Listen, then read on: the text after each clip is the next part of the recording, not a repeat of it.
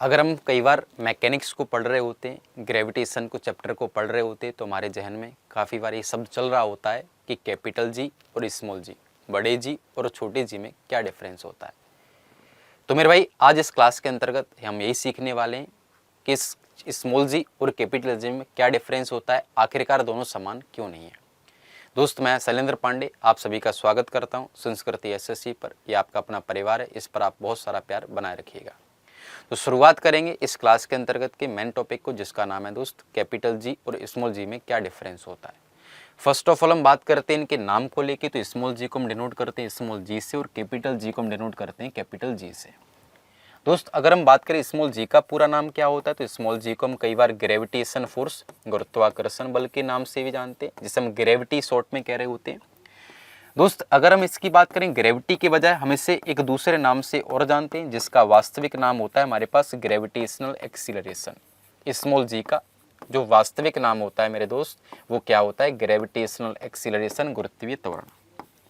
Gravitational acceleration को gravitational acceleration न कहकर हम एक नाम से और जानते हैं, जिसका नाम होता है acceleration due to gravity. First of all हम बात करें इसके नाम को लेकर, इनके नामों में क्या डिफरेंस होता है, तो इसका आंसर होता है acceleration due to gravity. First of all small G का नाम क्या होता है, तो कई बार बुक के अंदर स्मॉल जी को ग्रेविटी के नाम से, गुरुत्वाकर्षण के नाम से लिखा मिलता है।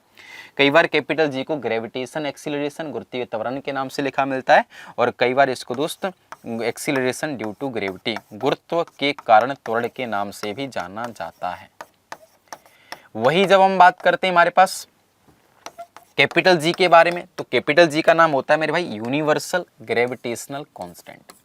कैपिटल जी के अगर हम नाम की बात करें, तो कैपिटल जी का नाम होता है मेरा यूनिवर्सल ग्रेविटेशनल कांस्टेंट, जिसे हिंदी में अपन कहते हैं सार्वत्रिक या सार्वभौमिक गुरुत्वीय स्थिरांक। स्मॉल जी और कैपिटल जी में हम लोग डिफरेंस पढ़ने की बात कर रहे हैं। और सबसे पहले हम बात करें इनके नाम को लेके, तो कैपिटल जी का नाम क्या होता है, यूनिवर्सल ग्रेविटेशनल कांस्टेंट, सार्वत्रिक या सार्वभौमिक गुरुत्वीय स्थिरांक। जबकि स्मॉल जी का नाम होता है मेरे भाई एक्सीलरेशन ड्यू टू ग्रेविटी या ग्रेविटेशनल एक्सीलरेशन। अगर हम बात करें दोस्त कैपिटल जी का वैल्यू क्या होता है, तो फर्स्ट ऑफ ऑल हम बात करें कैपिटल जी का वैल्यू। कैपिटल जी का वैल्यू होता है मेरे भाई 9.8 मीटर पर सेकेंड स्क्वायर। अगर कई बार ये वैल्यू एग्जाम के अंदर नहीं दे रखी होती, तो अपनी मर्जी से इसका कैलकुलेशन को इजी करने के लिए स्मॉल जी का वैल्यू कितना मान लेते हैं, लगभग 10 मीटर पर सेकेंड स्क्वायर। वही जब हम बात करते हैं कैपिटल जी का वैल्यू क्या होता है, तो कैपिटल जी का वैल्यू होता है मेरे भाई 6.676 into 10⁻11 newton into metre square प्रति kilogram square. Newton into metre square प्रति किलोग्राम स्क्वायर। वही है जो हम बात करते हैं कैपिटल जी के बारे में किस वैज्ञानिक ने बताया, तो इस क्वेश्चन का आंसर होता है मेरे भाई आइजैक न्यूटन।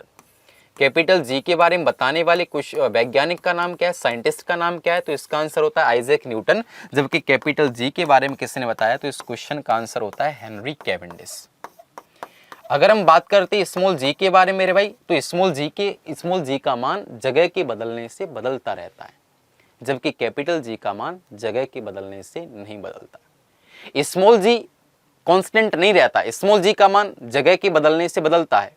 पोल पर जी का मान सबसे ज्यादा होता है, इक्वेटर पर जी का मान मिनिमम होता है, सेंटर ऑफ अर्थ पर जी का मान 0 होता है। ये हम बात करते हैं अकॉर्डिंग टू अर्थ सरफेस, पृथ्वी की सतह के अनुसार स्मॉल जी का मान अधिकतम कहां पर होता है, पोल पर, चाहे वो नॉर्थ पोल हो चाहे वो साउथ पोल हो, दोनों पर जी का मान मैक्सिमम होता है। इक्वेटर पर, भूमध्य रेखा या विषुवत रेखा पर जी का मान मिनिमम होता है, जबकि सेंटर ऑफ अर्थ, पृथ्वी के केंद्र पर जी का मान कैसा होता है, 0 होता है। तो दोस्त स्मॉल जी का मान जगह के बदलने से बदलता है, जबकि कैपिटल जी के नाम से आपको फीलिंग आएगा कि universal gravitational constant. Capital G का मान इस यूनिवर्स के प्रत्येक बिंदु पर हमेशा कांस्टेंट रहता है, मींस जगह के बदलने से कैपिटल जी का मान नहीं बदलता, लेकिन स्मॉल जी का मान बदलता है। स्मॉल जी और कैपिटल जी में क्या रिलेशन होता है, तो अगर हम इसके रिलेशन की बात करें दोस्तों, तो स्मॉल जी और कैपिटल जी में जो संबंध होता है, उसके लिए हमारे पास फॉर्मूला होता है G बराबर Gm/r²। अगर हम यहाँ पर बात करें, यहाँ पर m क्या होता है, मास ऑफ प्लेनेट, r क्या होता है, रेडियस ऑफ प्लेनेट। m होता है हमारे पास ग्रह का द्रव्यमान, जबकि r होती है ग्रह की त्रिज्या। अगर हम अर्थ के सरफेस के अनुसार बात करें, तो हमारे पास अर्थ के अनुसार मास ऑफ अर्थ होगा ये हमारे पास, और जबकि आर ई का मतलब हमारे पास होगा रेडियस ऑफ अर्थ। पृथ्वी का द्रव्यमान कितना होता है, तो इसका वैल्यू होता है 5.98 गुणा 10 की पावर 24 किलोग्राम।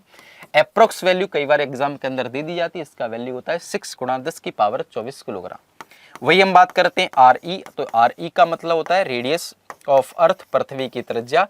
तो इस क्वेश्चन का आंसर होता है मेरे भाई रेडियस ऑफ अर्थ, पृथ्वी की त्रिज्या। और पृथ्वी की त्रिज्या का वैल्यू कितना होता है, अर्थात पृथ्वी की त्रिज्या कितनी होती है, तो इस क्वेश्चन का आंसर होता है 6400 किलोमीटर। दोस्त स्मॉल जी के बारे में बताने वाले वैज्ञानिक कौन से थे, आइजैक न्यूटन, जबकि कैपिटल जी के बारे में बताने वाले वैज्ञानिक थे हेनरी कैवेंडिश। जून 1798 के अंतर्गत एक वैज्ञानिक है जिनका नाम था मेरे भाई हेनरी कैवेंडिश, जिन्होंने बोला कैपिटल जी का मान इस यूनिवर्स के प्रत्येक बिंदु पर कांस्टेंट रहता है, जबकि आइजैक न्यूटन साहब ने बताया कि स्मॉल जी का मान जगह के बदलने से बदलता है। तो स्मॉल जी और कैपिटल जी में डिफरेंस होता है, ये एग्जाम में पूछने वाले प्रश्न है और ऐसी जानकारी आपके पास होनी भी चाहिए। ऐसे बहुत सारे इन्फॉर्मेटिव चीज़ें जानने के लिए, ऐसे बहुत सारे कन्फ्यूजन को क्लियर करने के लिए आप जुड़े रहें संस्कृति एसएससी के साथ। कोई भी ऐसा टॉपिक जो आपको जानना है, जिसमें आपको डिफरेंस समझना है, जो आपको समझ में नहीं आता है, उसका आप कमेंट सेक्शन में जरूर कर दीजिएगा। नेक्स्ट वीडियो आपको उसी का ही मिलेगा। Thank you so much, bye bye, take care. बने रहें संस्कृति एसएससी के साथ।